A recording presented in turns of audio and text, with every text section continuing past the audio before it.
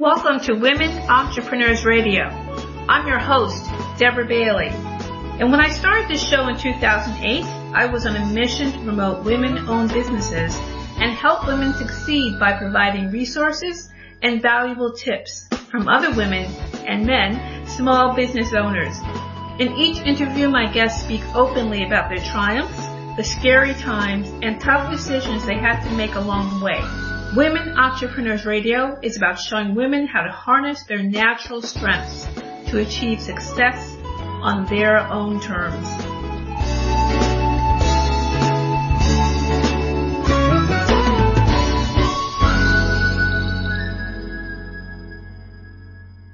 Hi everyone, welcome to Women Entrepreneurs Radio with your host, Deborah Bailey. I'm really glad you could join us today. And if you're listening to this on Podomatic or if you're listening on Apple Podcasts, of course you can also find the show on other platforms, including Spotify and iHeartRadio and also YouTube. So you can go to womenentrepreneursecrets.com and you could find a list of the different platforms in case you like to check out your favorite platform and subscribe there. That would be wonderful. And also if you are on an iPhone, iPad, one of those things, then you can also leave a review very easily and feedback.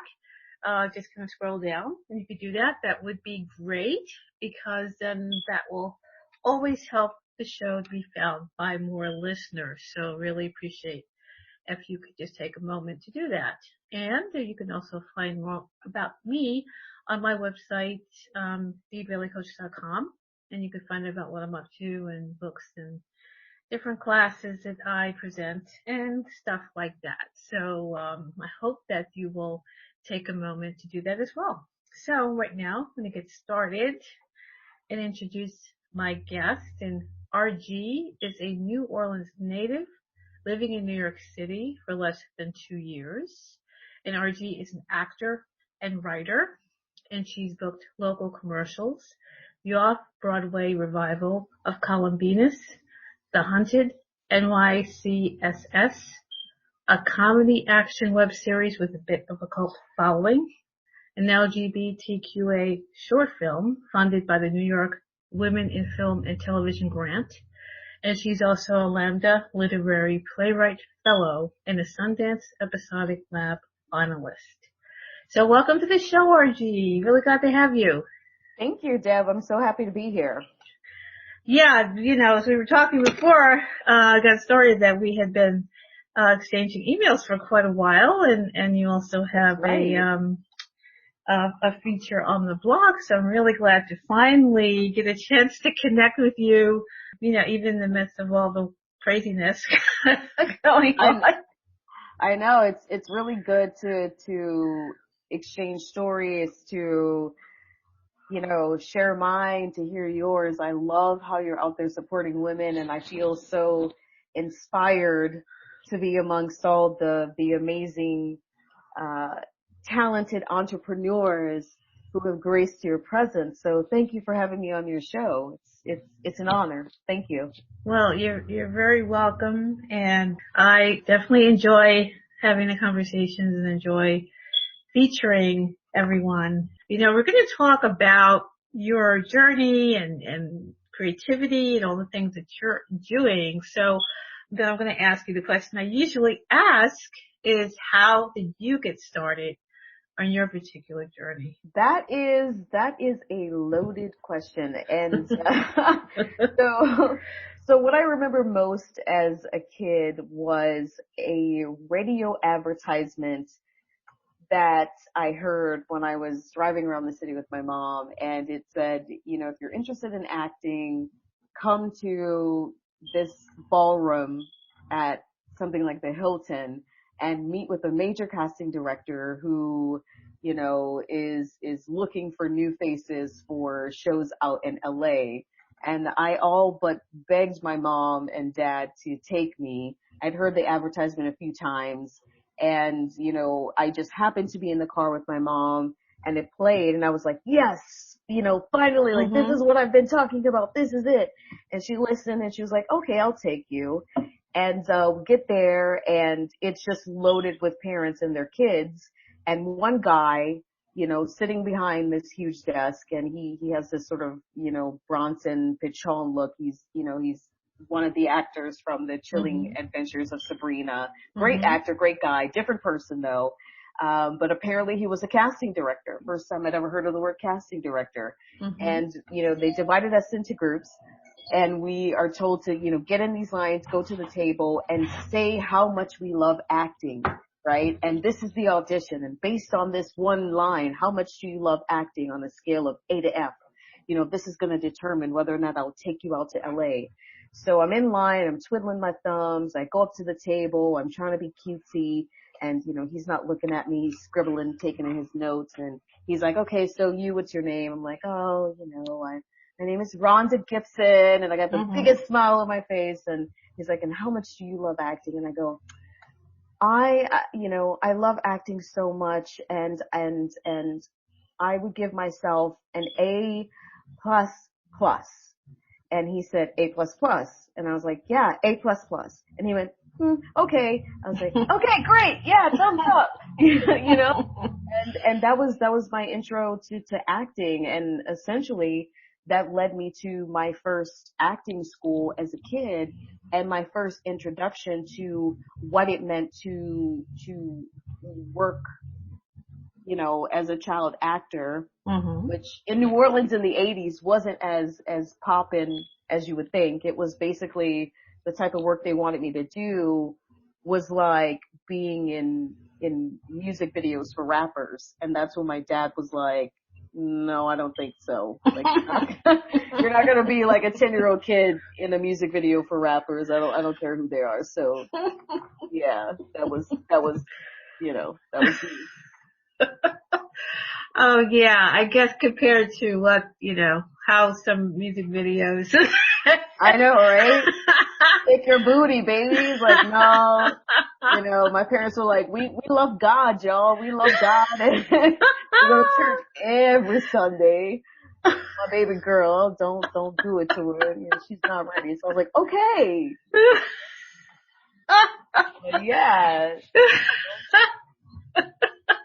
Yeah, some of them, yeah. At a certain age, you're like, okay. Yeah, how young is too young to be, doing that kind of shit? Excuse my language. It's back in the day growing up, it was like rappers like Master P and all that kind of stuff. So it was like a very particular type of messaging that it had. And my dad was just like, he wasn't having none of it, but supported me. He really supported me. He supported me as a child. He supported the dream, supported everything that I wanted to do with my life. He was one of those fathers. He was a helicopter dad. He pushed me to the front every single chance. If I could perform on anything, a stage in front of the church, if it was something happening in the French Quarter, who wants to do it? He would just throw me up there. Rhonda can do it. Rhonda can do it. She can do it. RG can do it. And so my first introduction to acting was my dad pushing me to the front of the stage saying, Rhonda can do anything. And that really instilled a sense of confidence in me that this was something that I loved and that I could do well, So that's how I got my start. Well, that's great.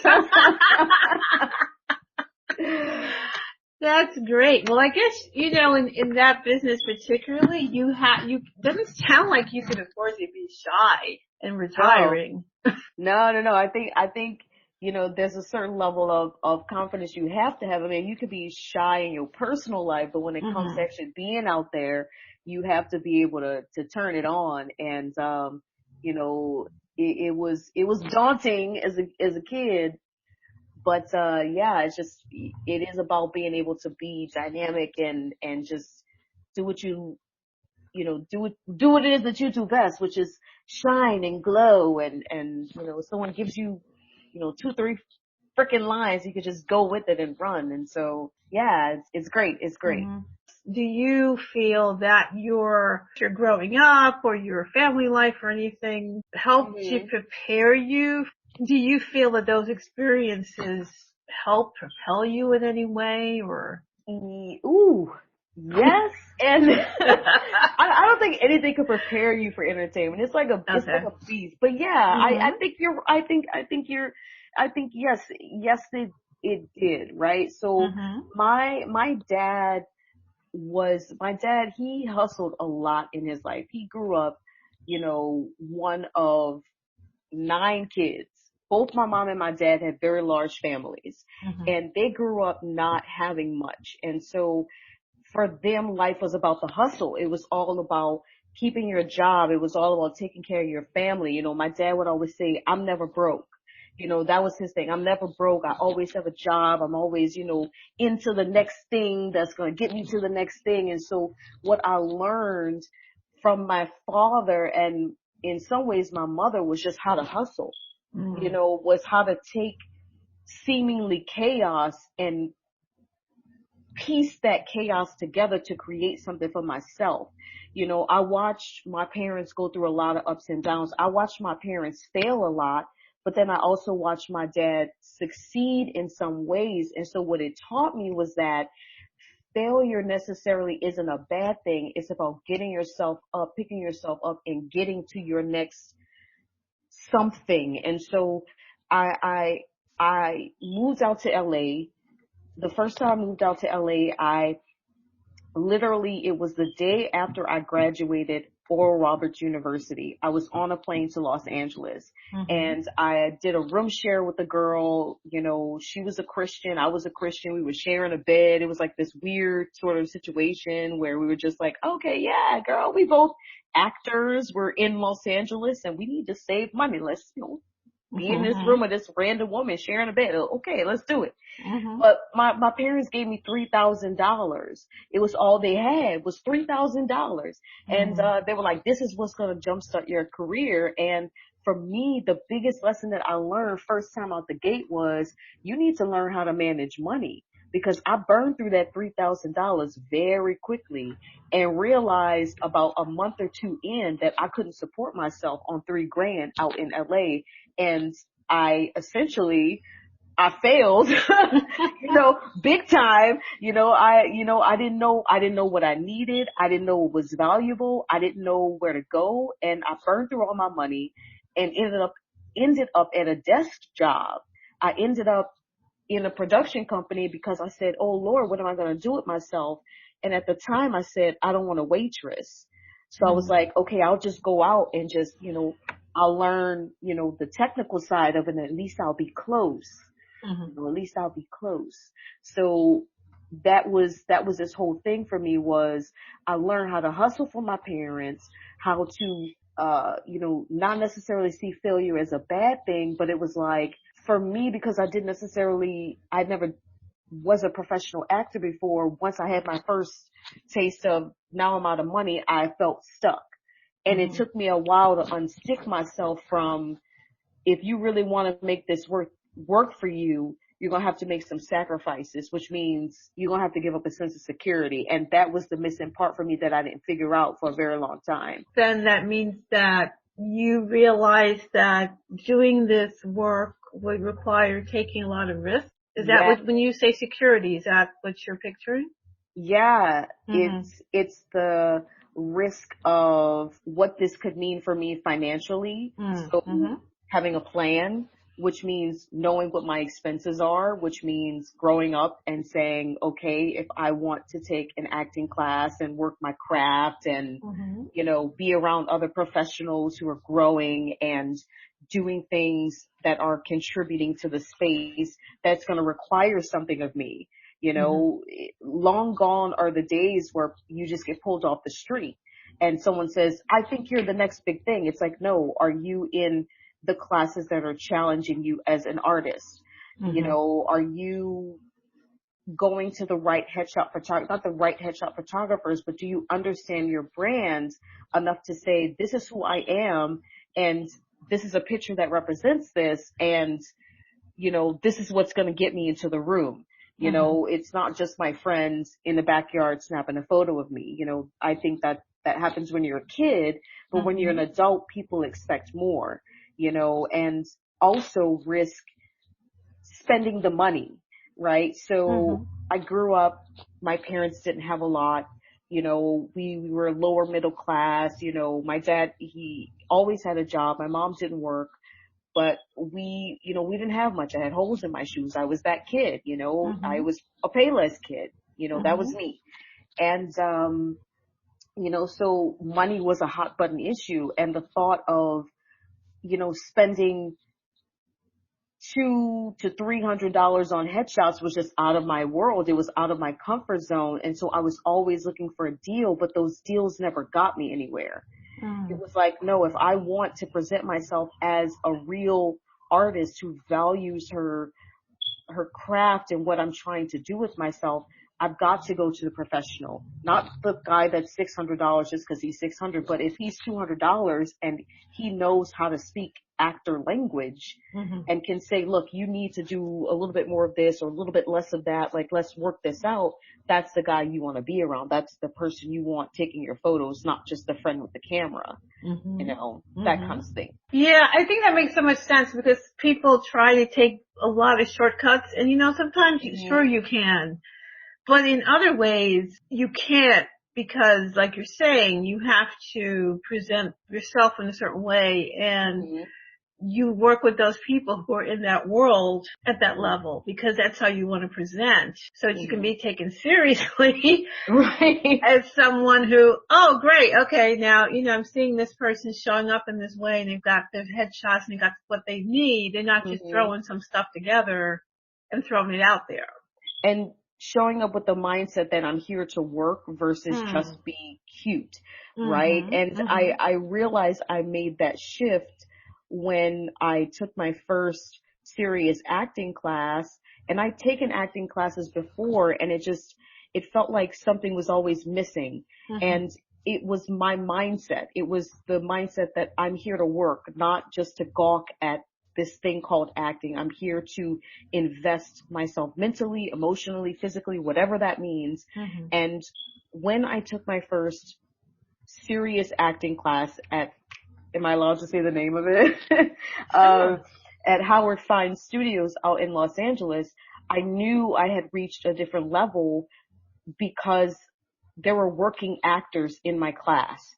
And that was the first time that had happened to me where I was around actors who were working and I could see what that process was when you're out in the trenches and you're trying to improve and grow and stretch, and me saying, okay, I've got to take this, I've got to take myself seriously enough to say, this is how I can improve and this is what I've come to work on today, and this is a sacred space, and I risked spending the money for this to grow with these people. Now let me open up and learn what it is that I need to learn so I can get somewhere. You know what I mean? Yeah. So when you're coming into that situation, does it feel intimidating to know that there are people who are already working or maybe at this level that you want to get to? I mean, in that world that so many people aspire to, as you know. I'm sure you've heard. Throw a stick and there's an actor.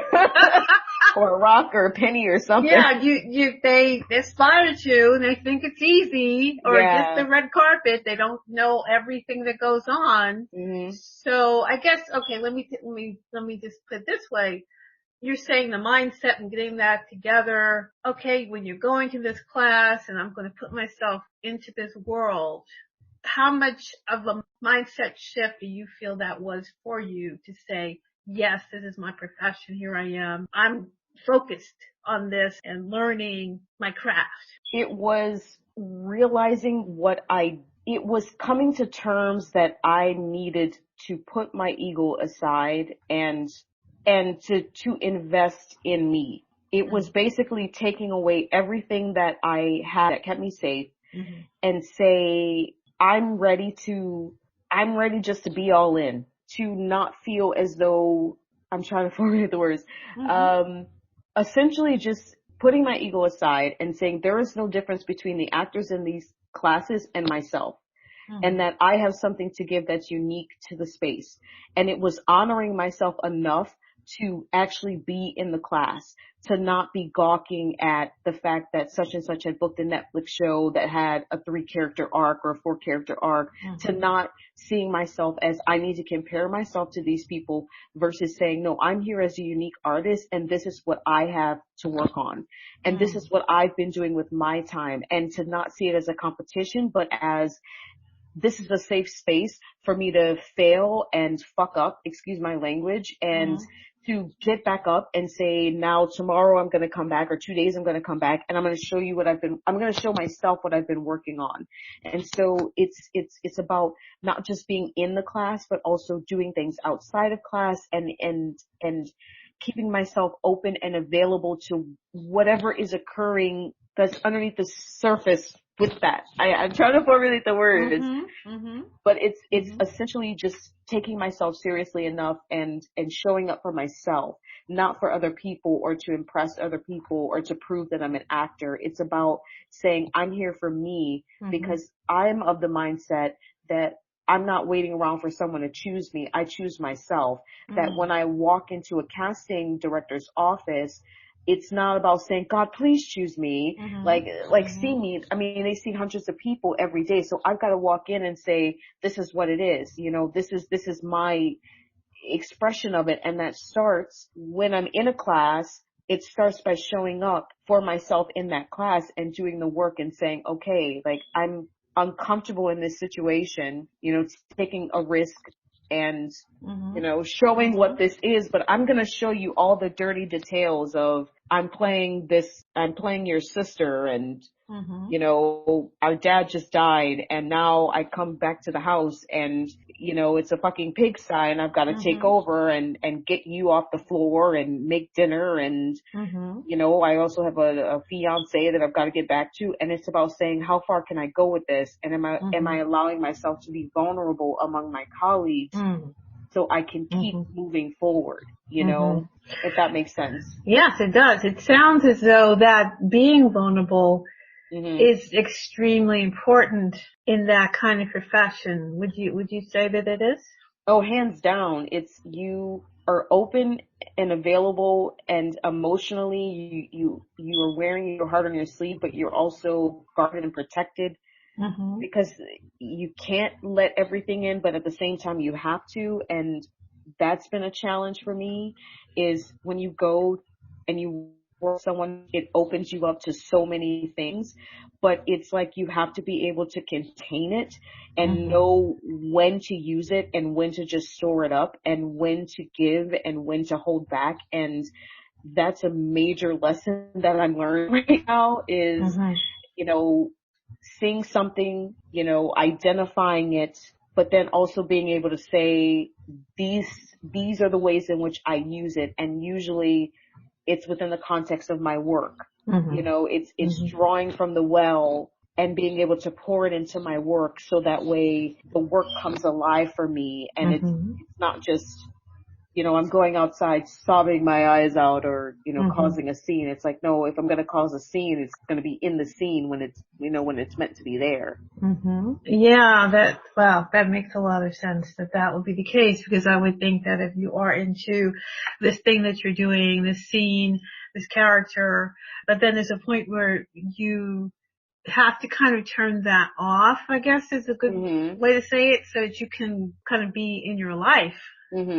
Yeah, I call it, you know, I tend to be on the extreme, and I'm the type of person who I love staying in character. That's one of the things that is really resonating for me right now. So the roles that I've managed to play in the past, I take them with me.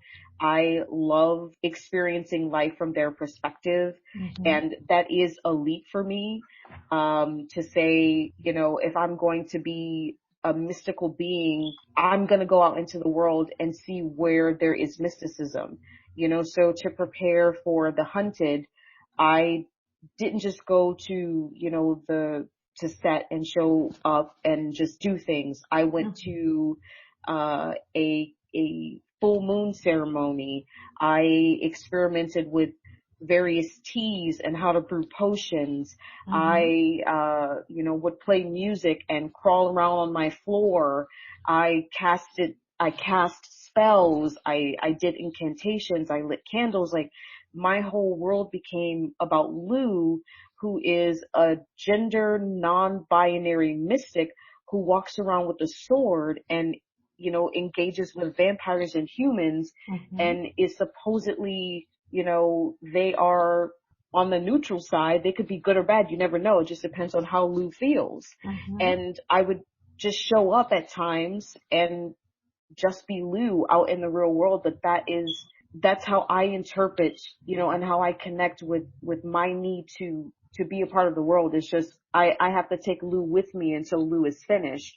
And so part of that was the full moon ceremony and chanting Mm-hmm. the four corners with these amazing women and one or two men and a few transgendered, women, Mm-hmm. and calling out to various gods and breaking bread and reading tarot cards and speaking life to each other and giving honor to that. And then I was able to take that with me onto set and to allow it to show that dynamic of mysticism, of I have a spell that might be able to help you solve your vampire problem.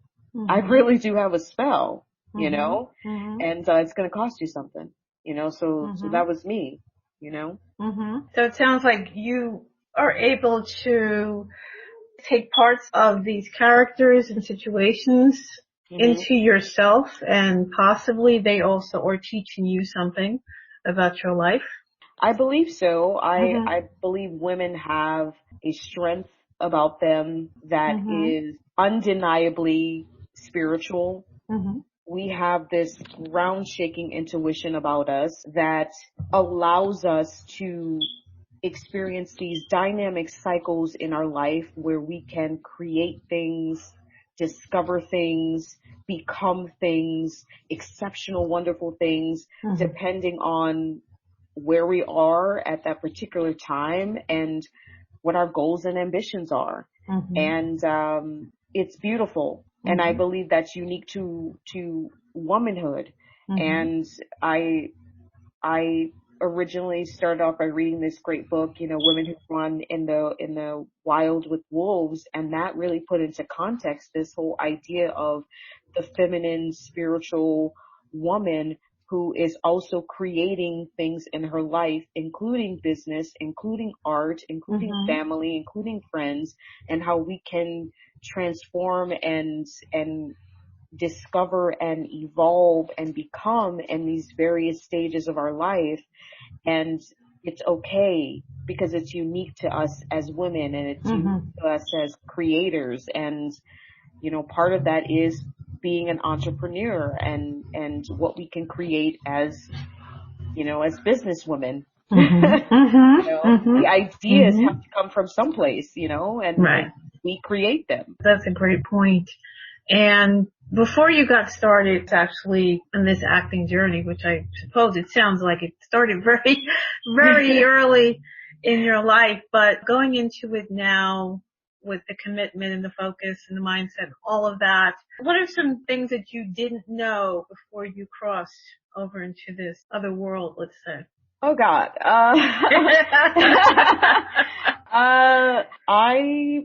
I did not know how to, oh, what didn't I know? I didn't know how to recognize the good things in my life. Hmm. I muscle my way through it. That led to a lot of start stops. I Hmm. thought that because I was a Christian, that things it would just be a prayer. Like I said, my family was very religious, continues to be very religious. And so I thought it would just be, please give this thing to me and I won't have to work for it. And so what I didn't know was the pieces that needed to fall into play, namely my mindset, my attitude, my own work ethic. And Hmm. a lot of what I was doing was just being really cutesy, right? Hmm. Hmm. And not cutesy without working for anything. Hmm. I don't know if that makes sense. So I would Hmm. I didn't have follow through. I didn't have discipline. I wasn't persistent when I needed to be. And now I'm to the point where I know what it means to be disciplined. I know what it means to fall and have to pick myself back up and keep moving. I'm no longer scared to fall, and that was huge for me, right? So when I first got started, I thought the worst thing that could happen to me was that I would fail publicly and not be able to get back up. And that my family would say, see, I told you so, you know, my extended family or friends on Facebook or, you know, whoever would say, see, I told you you weren't meant to do it, versus like, this is part of how we grow as women along this journey is we fall and we get back up. And that is what I didn't really experience as much as I am now. Now I'm to the point where I'm no longer intimidated by it. I see it very clearly, and I'm able to say, okay, you know, RG, at this point, you've gone around this mountain, you know, 5 times. How many more times do you need to go around before you make a change? Yeah, it's been good. And also learning who to trust has been amazing for me. Not everyone has your best interest at heart in the best sort of way. And knowing when someone walks into your life who is serious and can show you something, help you grow, how to cultivate that in your life. And it just not be, you know, just a bunch of random people that you hang around, but actually people who are growing things in their life and being a part of the growth culture and the growth mindset. Literally, I'm, you know, it's belonging to, you know, the group of people who do things, you know, and being around doers and not just people that talk the talk, but people who actually walk the walk, you know. Yeah, sometimes that's pretty rare. Yeah, especially early on. Yeah, I can imagine. I mean, you see that in life anyway. People who talk a good game, but they don't do or haven't done. So yeah, to actually be around people who are taking risks and putting things out there and allowing themselves to be transformed, that takes a lot of courage. And that really clicks for me. I was, so the last thing that I filmed before I went into the academy was an LGBTQA short film called Up and Down. It's currently being edited, and I had a chance to work with a woman named Angela, who is an amazing director, and she had procured this grant. She wanted to tell this story, and I realized it clicked with me as I'm on this set that these are all filmmakers who are trying to grow together as artists. And I had done short films prior to this before, but it wasn't until I researched who she was, I saw that she had a body of films that she had made, and I thought, aha, you know, she is out there to be bigger than she is, and this is her way of growing as a filmmaker, is to go out as a producer and get a grant, and then bring a bunch of us together who are looking to grow and collaborate and challenge each other and ask questions and be impulsive and take risks and stay up till 2 a.m. doing, you know, 30 takes because we were on edge and on the edge of our seat with coffee and, you know, say like, what can this be? And, you know, you don't get spaces like that too often where you get to just be around other artists who are in the trenches making magic. And it was just, it was that moment of, this is what it is. This is what life should be like. You know, early in the game when you're, you know, when you just moved to New York and you're trying to get somewhere, is like, I'm going to take a risk with you. And I see that you've got something that's worth risking. Versus like, yeah, let's just make a film and I don't care what it looks like. This was like, no, she's like, this is one of the things, this is my baby. This is me as a filmmaker. This is my calling card. Let's do this thing together. And it really clicked for me. I actually did reshoots on that 2 weeks ago before we all got quarantined or however long it's been. I lose count, but that was the last thing I did before this whole thing happened was I was at her place, with my scene partner and we were up till midnight doing reshoots and then there was voiceover and it was just great to be a part, Yeah, that sounds exciting. RD, could you please share where people can find you or find out more about you? Of course. So I'm on Facebook. If you want to Facebook, yup.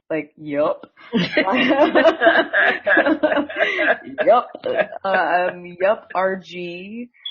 And also on Instagram, RG Yup. And I recently started a blog on Medium, and that's under the same name as well, Yup RG. So what is coming up for you? Well, I'm right now I'm at the American Academy of Dramatic Arts, and I am putting in my 10,000 hours. This is huge for me. Going back to the short film, that was my moment as an actor where I said, I need to be as deep down this rabbit hole as I can possibly be. And for me, that is saying I've got to grow and figure out what's going to get me to my next level professionally. And I'm at the academy. That's one part of my life. And then the second part of my life, which I'm also learning how to juggle, is I write as well. So I have been working on my own material. I am in the process of publishing a LGBTQA monologue book. That's really big for me right now. It was on my goal list of major things I wanted to accomplish this year. I am also, in the midst of, an application for NBC's late night program, which is awesome for me. And, just working on my own material, writing my own material. I am an actor and a writer, and I am allowing the two I'm allowing to both to grow at the same time. And it's a challenge, but as I study my craft in the academy, I'm also learning how to better myself as a writer, how to tell more cohesive stories and seeing what kinds of stories I like to tell and how playwrights weave their personal life and the things they're passionate about into, a 3-act play. And that's really important at this point. Just because, my first 2 plays that I've written was specifically about my family life. And so it allows me to have more perspective of how do I take this journey that I've been on with my family and make it something that's juicy and meaty and digestible for an audience, which is, my mother and my father growing up, in New Orleans. It's like, how much do I say? My family just not having much, and also certain traumas that occurred over the course of my life within my family, and being able to process that for an audience. So yeah. Well, I'm sure that that's something that a lot of creative people having to draw on and find ways to take all of that and put it into something, say, more healthy and, use that for fuel for creative projects and things like that, so that it doesn't turn into that thing that is awful and destructive. Right. And that's, so if I can be really honest, my passion is diversity and inclusion, and how do we authentically tell stories that include mental health and talking about the thing that is the most awkward and uncomfortable thing to talk about in our society. And part of my journey is the awareness that I grew up with my mother having, major depression, and what that did to me as a child, and certain experiences that I've had. And so far, I've processed that through my plays. The first few plays that I've written are about a young closeted, lesbian who is dealing with a depressed mother trying to come out of the closet. Mm-hmm. And that is what got me to Lambda Literary playwriting, Mm-hmm. as a playwriting fellow. That is what got me there. That was what I submitted. And also, working with Sundance, taking those elements of, mental health, depression, and creating a story that's centered around this kid, growing up in this backwood countryside, bullied, and his mental torment, and how that propels him into essentially, starting his own cult. Mm-hmm. Because he was so grappling with himself and his own demons and his family life, he became dynamic, Mm-hmm. but in a destructive way. And Mm-hmm. that is what got me to Sundance. And so for me, it's how do I take these anecdotes in my life, what I've been calling the shit pile, excuse Mm-hmm. my language, and turn that into something that is resonating on screen. And Mm-hmm. I've come close to it. I've seen it done. There's a great show on Netflix right now, Living with Yourself, starring Paul Rudd. Mm-hmm. And it's, he's a clone. He's two different people, but that's from the male, cisgendered male perspective. Mm-hmm. That's Mm-hmm. not from the African American perspective or the person of color. And so Mm-hmm. my challenge is, how do I tell this story authentically as an African American brown woman of color? Mm-hmm. And I want to do it through comedy. And so part of that is, how do I just go there in a way that makes you laugh? And that's Mm-hmm. the element that I'm working on while I'm in school, at the academy, is where's the joy and the comedy in this? And Mm-hmm. that is, that's the big question looming over my head, but it's been a good question to explore. Yeah, I think that's a great thing about different voices.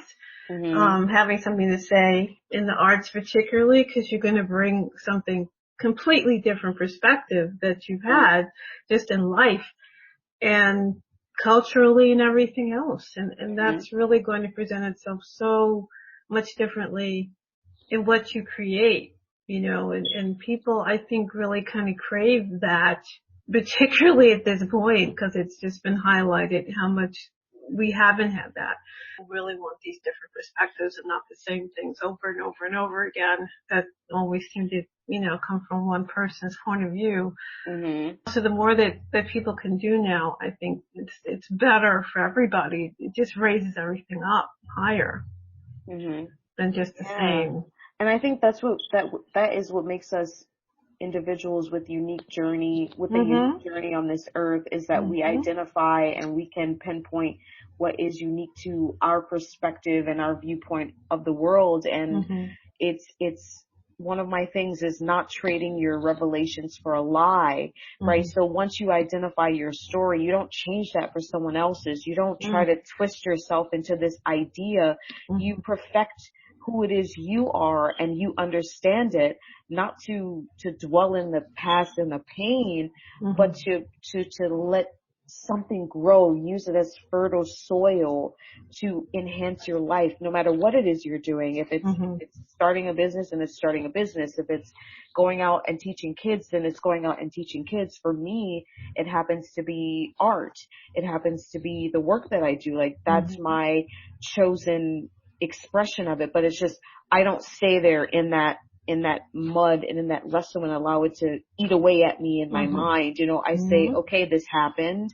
I understand what this meant for me as a child, but now I'm an adult, and now I can, go out and live my life, and with the awareness that, I don't have to shove it down. I can face it. And my way of facing it is, I'm going to, write about it, and I'm going to make it have meaning and value, and I'm going to find what is valuable about it, and I'm going to tell it in a story, and you'll want to listen.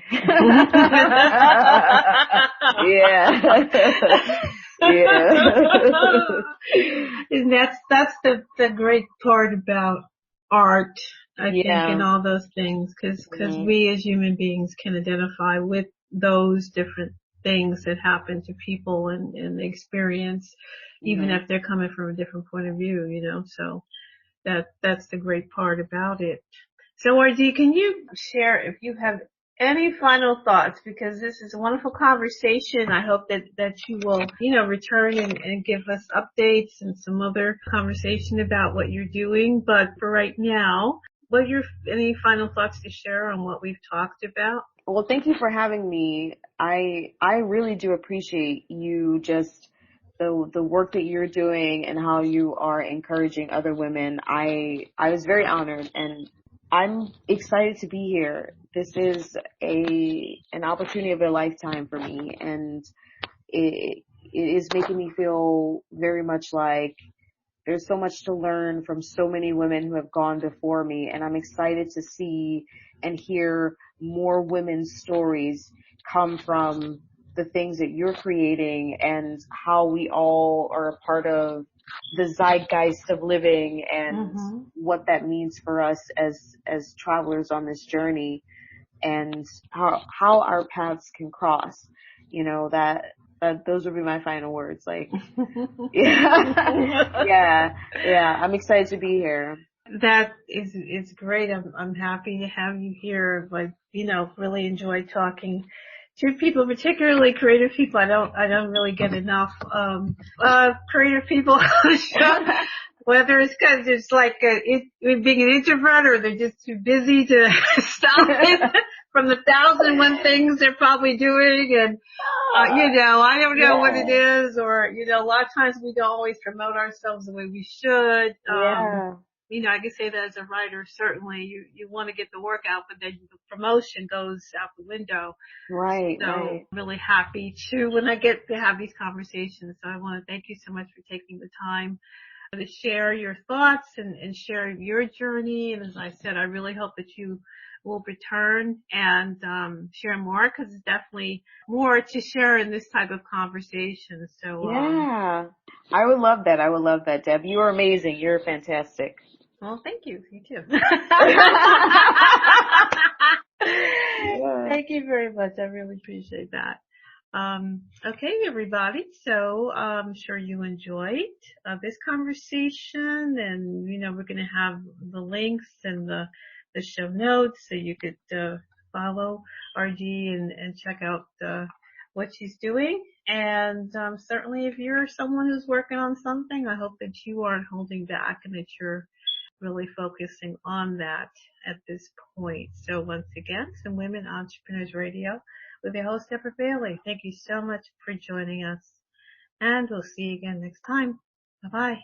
Thanks for joining us. You can also join in the conversation on Facebook.com/Women Entrepreneurs and on the website WomenEntrepreneurSecrets.com. And don't forget to listen in on dvcoach.podomatic.com and on iTunes.